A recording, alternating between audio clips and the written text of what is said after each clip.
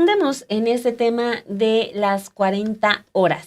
Hay varios puntos en los que incluso Perla Velázquez y yo estábamos debatiendo un poco, porque round, juego de maquinitas, ¿no? Porque, o sea, de entrada, y creo que pues sí hay coincidencia, pues es una buena noticia ya al menos que se haga este anuncio, ¿no? De que, o sea, a pesar de todo lo que le hemos documentado en este espacio, de que los senadores, diputados como Pedro Aces están diciendo que no, que no y que no y que no, representantes laborales incluso diciendo que no, que la gente quiere trabajar. Bueno, pues si quiere trabajar horas extras es por los salarios bajos, ¿no? O sea, también no es porque la gente esté desesperada por quedarse 10 horas en el trabajo, pues no, también es un asunto salarial. Pero bueno, o sea, lo de Pedro Aces es un asunto debidamente documentado aquí en Café y Noticias, en todo, sin embargo, de cómo se maneja y que puede ser todo menos representante laboral. Pero, o sea, podría ser una buena noticia y sí podríamos tener ese consenso. El tema que tú señalabas al inicio de este espacio, desde temprano, que es lo paulatino hasta el 2030.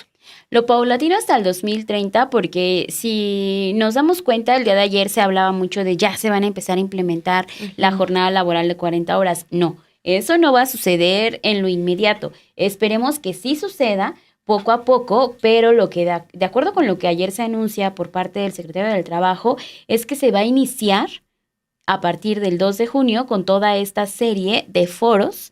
Otra vez regresamos a lo que ya se había hecho, a lo que ya se había discutido, a lo que ya se había planteado, pero bueno, se echó para atrás todo eso y dijeron, otra vez vamos a sentarnos con el sector empresarial, con los líderes sindicales, con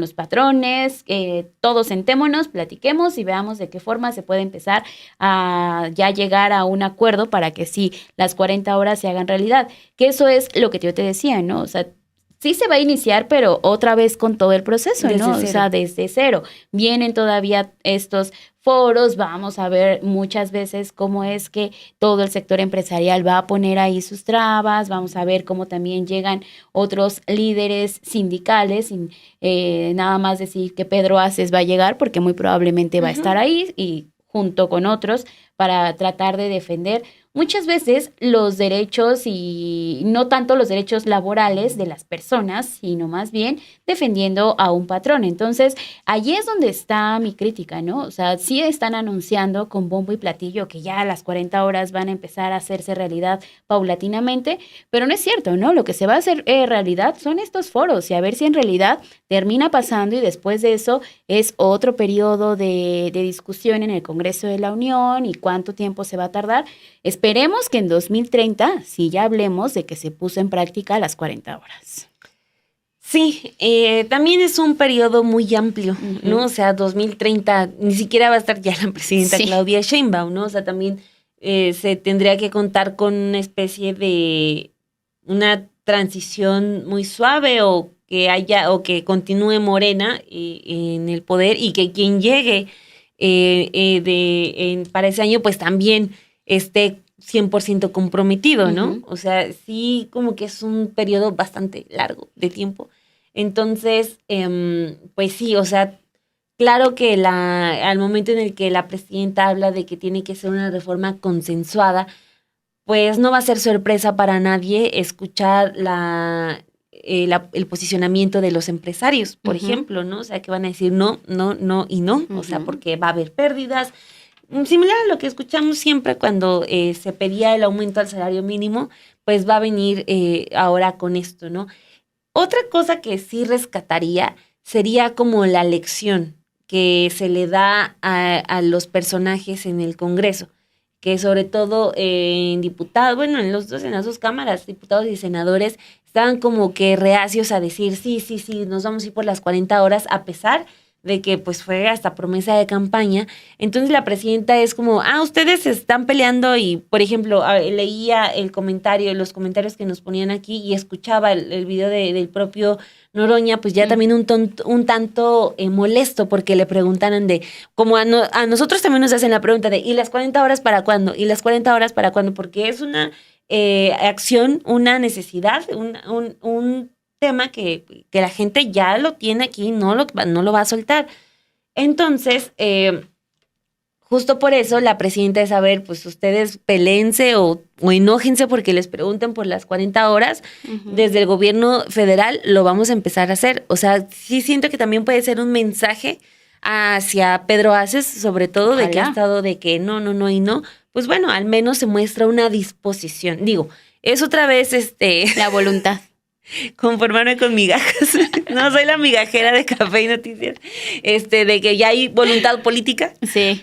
pero Pero que sí se llegue. o sea, ese pero al avance. menos ya es una posición distinta a lo Ujú. que hemos documentado de que está en la Cámara de Diputados, de que no va a pasar. Y además recordemos Y al menos acá ya, que ¿no? es parte de las políticas y de los compromisos que tiene la presidenta Claudia Sheinbaum. Entonces, sí, ella misma también tiene que empujar a que esto Sí. suceda. Entonces, claro, se reconoce que ya ellos mismos en este evento y en este día tan importante que vivimos ayer, se reconozca que se va a hablar, que se va a discutir, pero que ya se avance, ¿no? Que no nada más se quede en palabras. Entonces, son parte de los puntos que les queremos compartir, que en la mañana nos quedamos con ganas también de platicar Sí. más con todos ustedes, pero esta es una noticia que sí hay que seguirla, a todos ustedes también les ha interesado mucho y por eso hemos invitado aquí a Café y Noticias al vocero del Frente Nacional para las 40 horas para hablar y ahondar más sobre este tema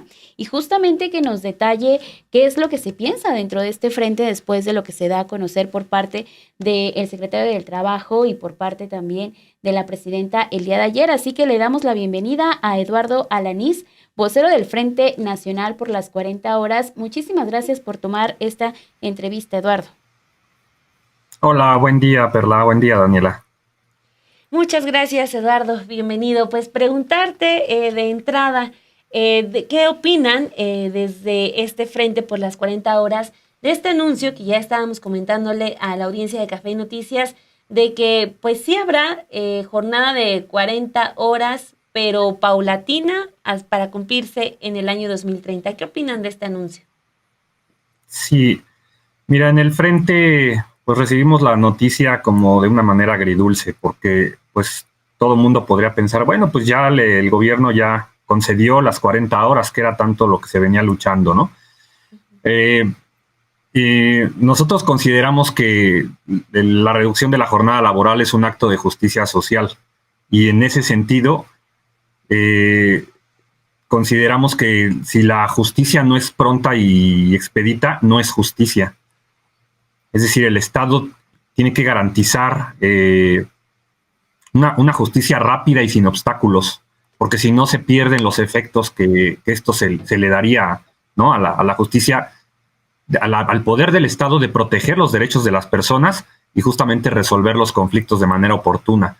Y te pongo un ejemplo, es como si tú no tuvieras agua por un mes, pues vas a la oficina correspondiente y el Estado, el gobierno en turno te dice, bueno, pues sí, te doy agua, pero en 5 años, ¿no? Es como, pues te suena absurdo, ¿no? La justicia tiene que ser pronta, si no, no es justicia. Entonces, en este sentido, ¿piensan que el plazo que puso la presidenta y el secretario del Trabajo es muy largo, o que esto de que empezar apenas con las mesas de trabajo, cuando ya se hicieron foros abiertos sobre la reforma? ¿Qué opinan sobre eso? Claro, mira, el secretario del Trabajo, Marat Bolaños, hablaba de consenso. Inclusive la presidenta también lo llegó a mencionar varias veces desde el año pasado. Pero cuando tú haces un consenso, pues tú buscas un equilibrio, ¿no? Es un toma y daca en la negociación que tú estés haciendo. Y nosotros ya hemos venido presentando a ustedes también este dato, y hay muchísimos más datos de que pues el mexicano es el que más horas trabaja en el mundo, según la OCDE, que las largas jornadas laborales son la primera causa de muerte relacionada con el trabajo, que México es el país que tiene el peor nivel de vida, balance de vida-trabajo, porque justamente trabajamos mucho y descansamos poco. Tenemos igualmente somos el país de la OCDE con el menor número de días de asuetos oficiales, y eso que se acaban de incrementar. Entonces, cuando tú ves esos datos, dices, es que no concibes que que pueda ser gradual porque va de por medio la salud de los trabajadores. Entonces, aquí lo que estamos viendo es que el costo de esa gradualidad, de esa implementación gradual, la van a poner los trabajadores con su salud y muchos lamentablemente con su vida. En este periodo, hace un año hablábamos de que estaba avanzando la iniciativa que se había presentado por la entonces diputada Susana Prieto. ¿Qué diferencias y qué encontraron ustedes también y qué sucedió en este periodo para que se detuviera esa iniciativa y que otra vez se vaya a empezar desde cero, como mencionábamos hace un momento, con todos estos diálogos y con toda esta reuniones que van a tener con líderes sindicales, con los empresarios? O sea, es como si esa iniciativa no se hubiera discutido, no se hubiera analizado. Entonces, ¿qué pasó durante todo este periodo y qué piensan ustedes de que se va a crear una nueva iniciativa para este tema, Eduardo? Qué bueno que lo preguntas, Perla, porque justamente eso hace quedar los foros que se hicieron en 2023 como una simulación, como si no hubiera importado. De hecho, o sea, esos foros se hicieron en el Congreso. O sea, el Congreso, el mismo gobierno está reconociendo, ¿no?, que había una deuda histórica y, bueno, se sacaron conclusiones de esos foros de Parlamento abierto y, de hecho, el gobierno está en desacato porque se comprometió a anexar las conclusiones de esos foros al dictamen que tú ahorita mencionaste, que justamente estaba en la iniciativa de la exdiputada Susana Prieto Terrazas, pero lo que hicieron en el Congreso fue decir, ¿saben qué? No tenemos ya tiempo en la anterior legislatura. Dijimos, pues se queda para la siguiente. Y cuando fue la siguiente, que es la actual, simplemente se limitaron a decir, es que ya esa iniciativa ya caducó. Nosotros les hicimos saber que las iniciativas de anteriores legislaturas no caducan y ellos posteriormente lo aceptaron, pero después supimos por consenso, y ellos después también lo aceptaron, que por consenso entre ellos la congelaron. Entonces lo que hizo el Frente por estrategia fue justamente sacar otra iniciativa, y en noviembre pasado el Frente sacó una iniciativa de reducción de la jornada laboral en colaboración con Manuel Vázquez Arellano, que también es del grupo parlamentario de Morena. Igualmente la cancelaron y, bueno, gracias a que la presidenta Claudia Sheinbaum mencionó la reducción de la jornada laboral entre los 100 puntos por la transformación de México, que puntualmente era el punto 60, pues ustedes y nosotros pudimos ver cómo ya varios de los partidos políticos ya sacaron iniciativas de reducción, ¿no? En este momento hay 6 iniciativas, pero pues pasaba lo mismo, estaban congeladas. Y de hecho, si nos vamos más atrás, en los últimos 17 años han habido 13 reformas, ahorita ya se podrían sumarlas con las 20, pero el único factor que ha impedido que hayan pasado estas iniciativas ha sido la clase empresarial, y es ahí donde señalamos que hasta el día de hoy no se ha separado el poder económico del poder político. Digo, inclusive lo podemos ver la semana pasada, creo que fue el viernes, que la mañanera inició con esta inversión de Grupo Modelo y en mañaneras anteriores también se ha iniciado con inversiones, ¿no? Entonces, me parece que ahí se está pervirtiendo la relación que el Estado tendría que tener con sus gobernados, ¿no? Ahí se supone que estamos en una democracia representativa y ellos representan a la clase trabajadora. Y me parece ahí que están representando solamente los intereses de unos cuantos. Porque de hecho me llamó mucho la atención que la marcha del día de ayer como que recobró un poco del sentido de lucha laboral, ¿no? En años anteriores la marcha del 1 de mayo pues obedecía más a sindicatos, más corporativista. Y el día de ayer se notó una consigna clara, ¿no? Que era trabajadores exigiendo la reducción de la jornada laboral y pues el demás cumplimiento de otros derechos laborales. Eso lo comento para preguntarte, reducir la jornada laboral es una exigencia que ya la clase trabajadora no piensa soltar. Ustedes desde este frente que están organizando, o sea, van a pugnar porque no sea hasta 2030, sino que pueda ser muchísimo antes, porque pues, o sea, ni modo de decirle a la gente, espérate hasta el 2030 para que puedas descansar un poco más, o ¿qué va a pasar con eso, Eduardo? Sí, de hecho, en el frente estamos diciendo que y de hecho ya lo habíamos venido pensando desde hace meses, que, o sea, si el Estado está diciendo que va a hacer una reducción gradual a 40 horas, que ya ni siquiera, bueno, que de hecho es un estándar internacional desde hace décadas, pues entonces nosotros diríamos, bueno, o sea, lo vas a hacer gradual, pues entonces vámonos a 35 horas o incluso menos, que es lo que los países en el mundo ya están pugnando por bajar. O sea, tenemos estudios, tenemos experiencias en el mundo en donde reducir la jornada laboral les beneficia a ellos y nos beneficia a nosotros como clase trabajadora. Esto incrementa la productividad para las empresas, y a nosotros de igual forma nos da tiempo, incrementa nuestra salud, nos da espacio para nosotros alimentarnos mejor, para preparar nuestros propios alimentos, porque hoy no tenemos tiempo para prepararnos. Incluso es un beneficio del Estado en temas de salud, porque en mejorar nuestra salud, ya no estar tan estresados, van a disminuir las enfermedades más frecuentes por largas jornadas laborales, como pueden ser accidentes cerebrovasculares, accidentes vasculares, el famoso burnout. Todo eso es un costo tanto para el trabajador como para la empresa. Entonces, hay beneficios múltiples para todos los involucrados. Y también algo que hemos estado viendo, por ejemplo, son las declaraciones que deja el senador Gerardo Fernández Noroña, en donde él justamente habla de se tiene que empujar también por la base trabajadora, tienen que exigir sus derechos. Incluso en una de las transmisiones que hacía, él mismo mencionó que muchas veces el trabajador no permite, no se da a respetar en el trabajo, ¿no? Entonces, ¿cómo nosotros les vamos a dar esta ley si ellos mismos no se están dando a respetar en sus lugares de trabajo? Entonces, ¿cómo desde el frente de las 40 horas están tomando estas declaraciones, y justamente con la intención también de llevar esta discusión a cada una de las personas que formamos parte de la clase trabajadora, ¿no? Que estamos ahí empujando muchas veces estas iniciativas, y que lo que se busca justamente es que las autoridades hagan su tarea, y que por el otro lado también estén haciendo estos mecanismos para que sí se respete la ley, ¿no? Para que sí se avance en estos derechos, y hacer conciencia también desde este otro lado. ¿Cómo han avanzado ustedes en esta concientización, Eduardo?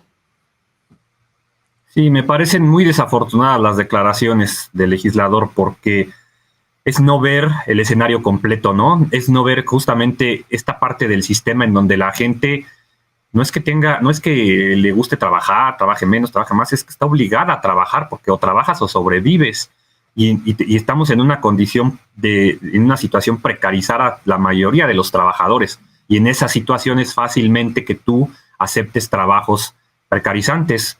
Y ustedes lo saben, lo habrán vivido.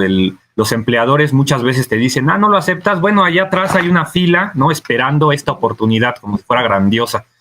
Entonces es justamente no ver el panorama. Y por menos salario, ¿no? No. O sea.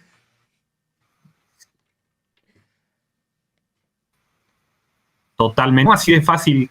O sea, cuando tú te pones a ver los panoramas, es el mismo escenario. En un lado no te dan seguridad social, en otro lado ni siquiera te ofrecen contrato, ¿no? Y si tú llevas 6 meses sin trabajo, pues a ti te urge el dinero, porque tú estás sobreviviendo, en modo sobrevivir, no en modo vivir. Y por otra parte, también mencionó que pues nosotros deberíamos crear sindicatos, y me parece que otra vez desafortunado, porque es que para empezar ni siquiera es mutuamente excluyente. O sea, por una parte claro, los trabajadores podríamos crear sindicatos, pero aquí la cuestión no es esa, la cuestión es que él en qué puesto está. Él está en un puesto de toma de decisiones. De hecho, su obligación es representarnos.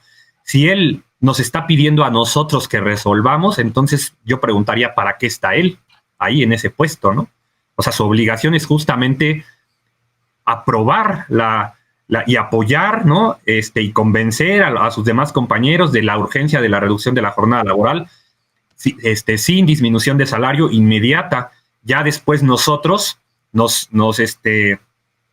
abocaremos a unirnos, a organizarnos y a crear sindicatos, claro está.